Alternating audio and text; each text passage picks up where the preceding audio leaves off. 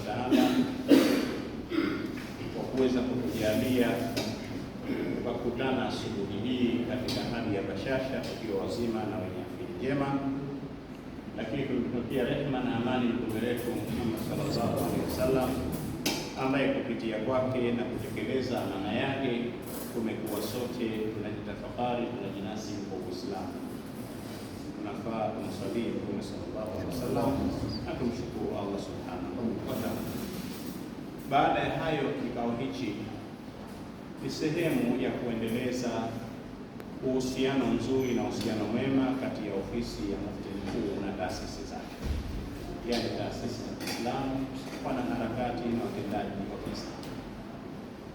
Sasa kama ambavyo tunajua, ofisi hii imepita katika mapito tofauti nyuma, lakini na muundo wake pia umeweza kubadilishwa. Singeweza kubadilisha muundo ila ni kwa sababu ya kubadilika kwa sheria ya ofisi ya Mufti Mkuu wa Zanzibar. Lakini tunachoamini, ikiwa hata watendaji walioko ndani ya ofisi ya Mufti wenyewe wengi wao hawafiki hata 10% ya kuweza kufahamu sheria ya ofisi ya Mufti ilivyo, sikwambii katika taasisi nyingine zisizokuwa taasisi zinazojitegemea ambazo kwamba zinashirikiana na ofisi ya Mufti katika mambo mbalimbali.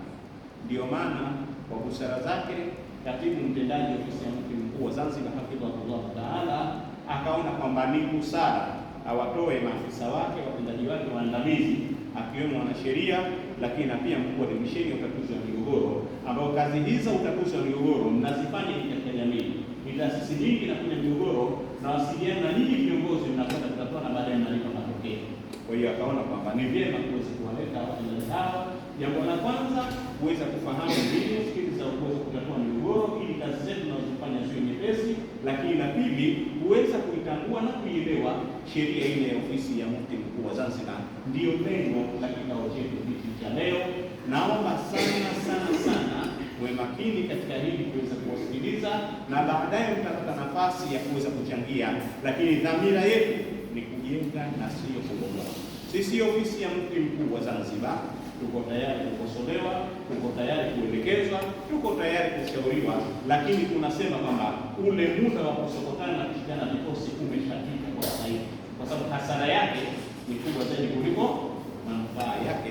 Hivi tunavyoshirikiana, walillahi alhamdu, tuendelee kushirikiana, na lengo la kikao hiki ni kuweza kuongeza uelewa juu ya yale ambayo kwamba tumekuwa tunaelewa, tupate kuelewa zaidi. Baada ya kusema hayo,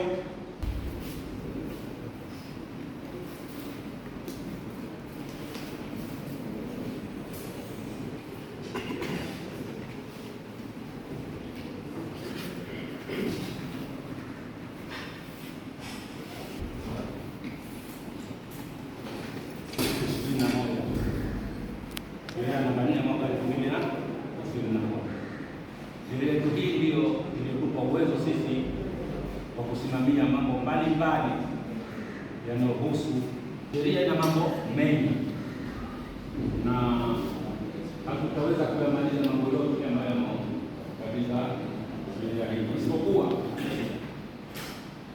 kwanza wa 21 sawa na ilianza kutumika mara baada ya saini. Hata tunaona hapa kuna ufafanuzi wa maneno